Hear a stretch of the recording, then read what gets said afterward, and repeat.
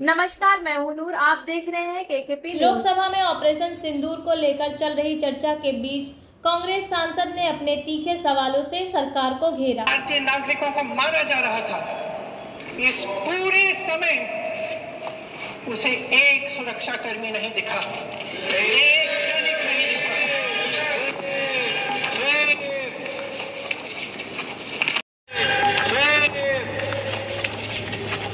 शुभम की पत्नी ने कहा, कोट, मैंने अपनी दुनिया को खत्म होते हुए देखा। अपनी आंखों के सामने एक सिक्योरिटी गार्ड नहीं था। मैं ये कह सकती हूं कि देश ने, सरकार ने हमें वहां पे अनाथ छोड़ दिया था। सिक्योरिटी क्यों नहीं थी वहां पे एक सैनिक क्यों नहीं दिखा? क्या सरकार को मालूम नहीं था कि यहाँ रोज 1000 से 1500 पर्यटक जाते हैं? क्या सरकार को मालूम नहीं था कि यहाँ के को पहुंचने के लिए जंगल के रास्ते से जाना पड़ता है? अगर कुछ हो जाएगा तो लोग वहां से निकल नहीं पाएंगे। एक चिकित्सा का इंतजाम नहीं था, फर्स्ट एड का इंतजाम नहीं था, कोई इंतजाम नहीं था, ना सुरक्षा का ना फर्स्ट एड का। इन लोगों को भगवान भरोसे छोड़ दिया गया। ये लोग वहां पे इस सरकार के भरोसे गए और इस सरकार ने उन्हें भगवान भरोसे छोड़ दिया।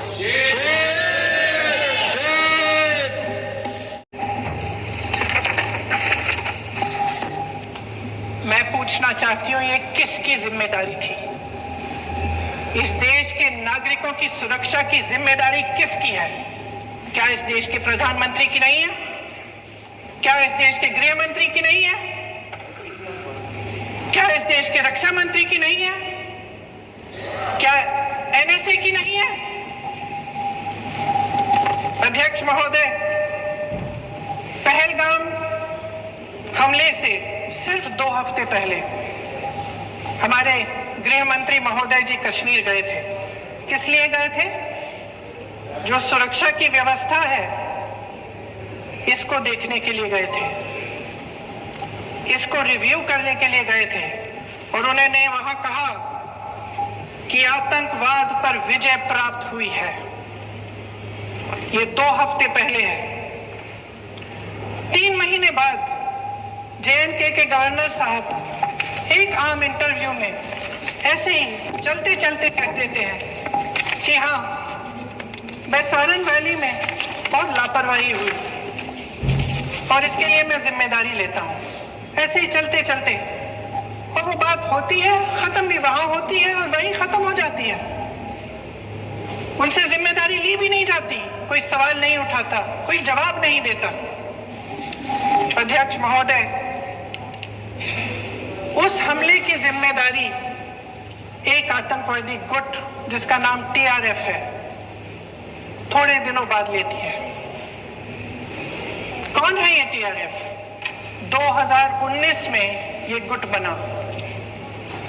2020 में इसने कश्मीर में आतंकवाद का काम शुरू कर दिया और अप्रैल 2020 से लेकर 22 अप्रैल 2025 तक इन्होंने 25 आतंकवादी हमले किए। गृह मंत्री महोदय ने जब यूपीए सरकार के समय के आतंकवादी हमले गिने तो लगभग 25 गिनवाए थे अभी अपने भाषण में। इस गुट ने कश्मीर में 25 हमले 2020 और 2025 के अंदर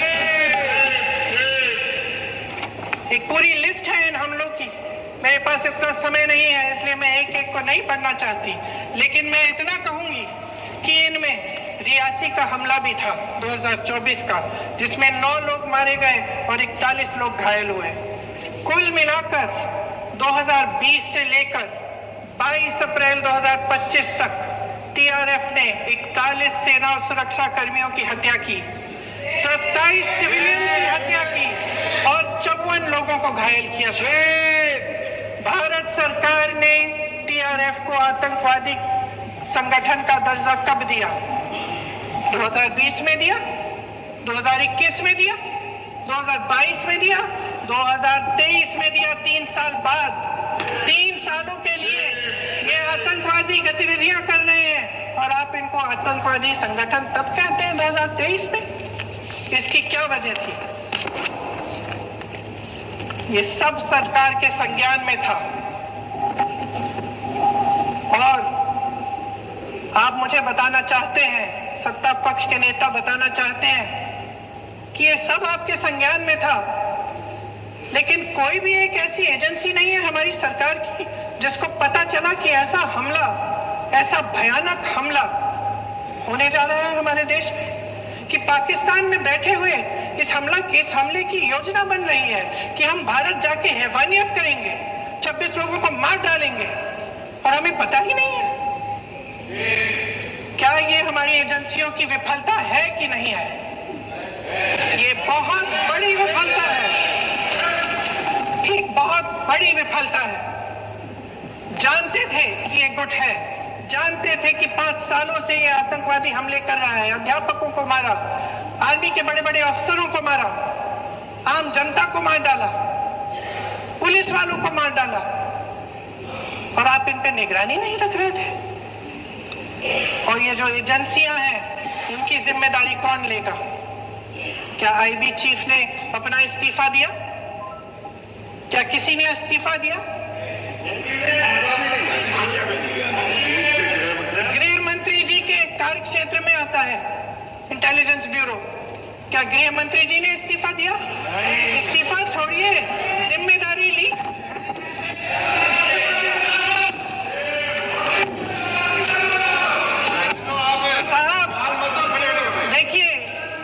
की बात आप करिए, मैं वर्तमान की बात करना चाहती हूँ। आपको तो एक बहाना चाहिए, आपको तो एक बहाना चाहिए। पूरे परिवार का नाम गिनवा देते हैं। अरे अपनी जिम्मेदारी खुद लीजिए। 11 सालों के लिए तो सत्ता में आप हैं।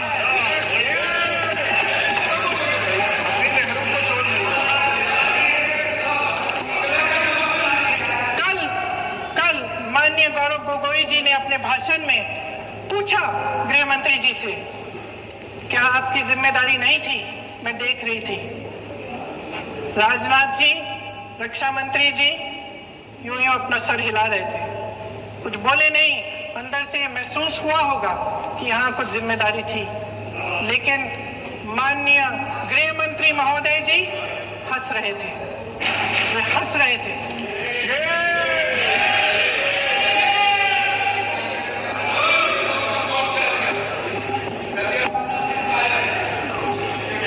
अध्यक्ष महोदय, कल सत्ता पक्ष और आज भी सत्ता पक्ष के नेताओं ने 2008 के मुंबई के हमलों का जिक्र किया, बार बार कहा कि मनमोहन सिंह जी की सरकार ने कुछ नहीं किया। ये तो जानकारी होगी ना कि उसी समय जब वो आतंकवादी हमला चल रहा था, तभी उन आतंकवादियों को मार डाला था, एक बचा था और उसको भी फांसी दे दी थी 2012 में। महाराष्ट्र के मुख्यमंत्री ने इस्तीफा दिया। देश के गृह मंत्री ने जिम्मेदारी लेकर इस्तीफा दिया। एक जवाबदेही थी पब्लिक के प्रति, एक जवाबदेही थी इस देश की जनता के प्रति, इस देश की धरती के प्रति।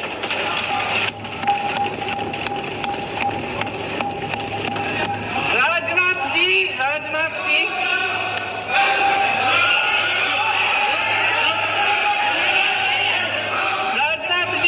तो पुलवामा, उरी और पठानकोट के समय गृह मंत्री रहे थे।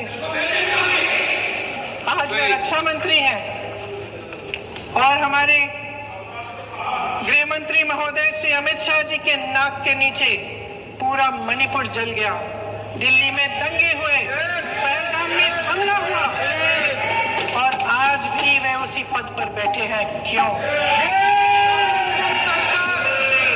अध्यक्ष महोदय, बमबारी से अखबारों के हेडलाइन बनते हैं, मगर कहानी सुरक्षा में की चूक में भी है। आज देश खोखले भाषण नहीं सुनना चाहता, देश जवाब चाहता है, तसल्ली चाहता है कि सच उससे छिपाया नहीं जाएगा।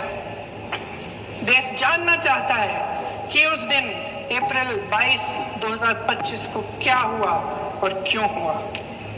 आप तो खुद अपनी पीठ थपथपाने में लगे रहते हैं। सेना, देश, संसद से सच छुपाते हैं। ऑपरेशन सिंदूर जब शुरू हुआ, हम सब ने समर्थन किया, सब एकजुट होकर खड़े हो गए इस देश के लिए। दोबारा होगा, दोबारा खड़े हो जाएंगे। अगर हमारे देश पे हमला होता है तो यहाँ इस सदन में किसी भी पार्टी का हो, कोई भी हो, सब आपका समर्थन करें। और हमें अपनी सेना पर गर्व है कि उन्होंने इस बार भी दृढ़ता से लड़ाई लड़ी, धैर्य से लड़ाई लड़ी, वीरता से लड़ाई लड़ी। लेकिन इस ऑपरेशन का सिंदूर का क्रेडिट, उसका श्रेय तो हमारे प्रधानमंत्री जी चाहते हैं।